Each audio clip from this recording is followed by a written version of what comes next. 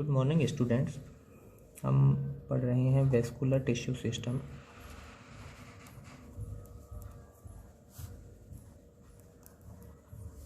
और इसमें आज हम देखेंगे टाइप्स ऑफ वेस्कुलर बंडल। ठीक है, तो सबसे पहले हम देखते हैं वेस्कुलर बंडल क्या होते हैं। तो वेस्कुलर टिश्यू सिस्टम है, वेस्कुलर बंडल है, हमने देखा था कि ये जाइलम और फ्लोएम से मिलकर बने होते हैं। तो इन दोनों को कंबाइन रूप से हम वेस्कुलर बंडल कहते हैं।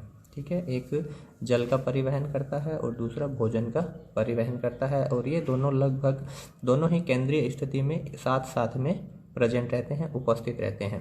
तो इनको हम क्या कहेंगे, संयुक्त रूप से इनको वेस्कुलर बंडल कहा जाता है। इन दोनों की स्थिति के आधार पर प्लांट्स में दोनों की स्थिति के आधार पर जाइलम और फ्लोएम की स्थिति किस प्रकार से होती है, इस आधार पर ये 3 प्रकार के वेस्कुलर बंडल है वो अरेंज्ड हो सकते हैं, व्यवस्थित हो सकते हैं। ठीक है, स्थिति के आधार पर जो वेस्कुलर बंडल है वो 3 प्रकार से अरेंज्ड होते हैं, व्यवस्थित होते हैं। सबसे पहला या फर्स्ट है अरीय प्रकार के वेस्कुलर बंडल या रेडियल वेस्कुलर बंडल। ये जो हमने डायग्राम बनाया ये तने या जड़ की अनुप्रस्थ काट है, जिसके केवल केंद्रीय भाग को हमने लिया है, जिसे हम मुख्यतः रंभ क्षेत्र कहते हैं। तो इस क्षेत्र में जो वेस्कुलर बंडल है वो अरीय में या रेडियल वेस्कुलर बंडल में जाइलम और फ्लोएम, ये जाइलम है और ये फ्लोएम है, ये दोनों ही केंद्र से निकलने वाली अलग अलग रेडियस पर स्थित रहते हैं, अलग अलग त्रिज्या पर उपस्थित रहते हैं। इनकी जो स्थिति है वो अलग अलग होती है रेडियस पर। तो रेडियल वेस्कुलर बंडल में क्या है कि जाइलम और फ्लोएम दोनों अलग अलग रेडियस पर अलग अलग स्थिति पर रहते हैं, दोनों साथ में नहीं रहते हैं। यहाँ पे जाइलम है फिर फ्लोएम है, अल्टरनेट स्थिति पर जाइलम फ्लोएम इस तरह से देखने को मिलते हैं। इनकी संख्या है वो कम या ज़्यादा भी हो सकती है। इसमें हमने 2 के सेट लिए हैं तो इसको डाई आर्क कंडीशन कहते हैं, ट्राई आर्क भी हो सकते हैं, ज़्यादा भी हो सकते हैं। इस प्रकार के जो वेस्कुलर बंडल है वो रूट्स में देखने को मिलते हैं। एंजियोस्पर्म प्लांट के जो रूट्स है उसमें रेडियल वेस्कुलर बंडल पाए जाते हैं। दूसरे प्रकार की जो स्थिति है उसे हम संयुक्त या कंजॉइंट स्थिति कहते हैं। संयुक्त यानी कि वो साथ साथ में ही रहते हैं। इस प्रकार के वेस्कुलर बंडल में जाइलम और फ्लोएम दोनों एक ही रेडियस पर एक दूसरे के सापेक्ष में साथ साथ स्थित रहते हैं। ठीक है, तो ऐसे वेस्कुलर बंडल को हम संयुक्त या कंजॉइंट वेस्कुलर बंडल कहेंगे। और ये है 2 प्रकार से हो सकते हैं। कैसे हो सकते हैं, पहले जाइलम फिर फ्लोएम, केंद्र की तरफ जाइलम होता है, परिधि की तरफ फ्लोएम होता है। तो ऐसी स्थिति को हम समपार्श्विक या कोलैटरल स्थिति कहते हैं। मुख्यतः फ्लोएम हमेशा बाहर की तरफ होता है, जाइलम अंदर की तरफ रहता है, लेकिन कई बार स्थिति चेंज भी हो सकती है। दूसरा टाइप है उभय फ्लोएमी या बाइकोलेटरल स्थिति भी हो सकती है कि फ्लोएम है वो दोनों तरफ स्थित रहता है, जाइलम बीच में रहता है। तो ऐसी स्थिति को हम बाइकोलेटरल स्थिति या उभय फ्लोएमी अवस्था कहते हैं। और ये कुकुरबिटेसी फैमिली में देखने को मिलती है।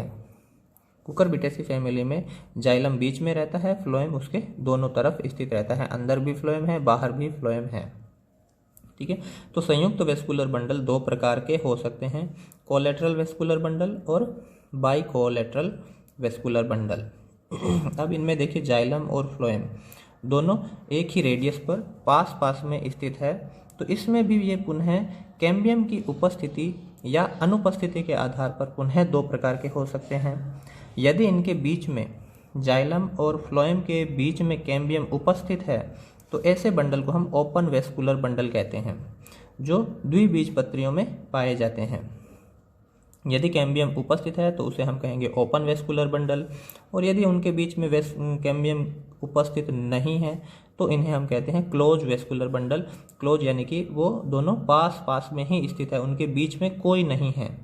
ठीक है, तो ऐसे वेस्कुलर बंडल को हम क्लोज वेस्कुलर बंडल कहेंगे। कैम्बियम इनमें अनुपस्थित होती है और ये अवस्था है वो एक बीजपत्रियों में देखने को मिलती है। तीसरे प्रकार के जो वेस्कुलर बंडल है वो है कंसेंट्रिक या सकेंद्री वेस्कुलर बंडल।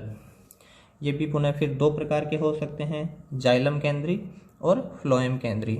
यदि जाइलम केंद्र में स्थित है उसे हम जाइलम केंद्री कहेंगे या इसको हम एम्फिक्रेबल भी कहते हैं।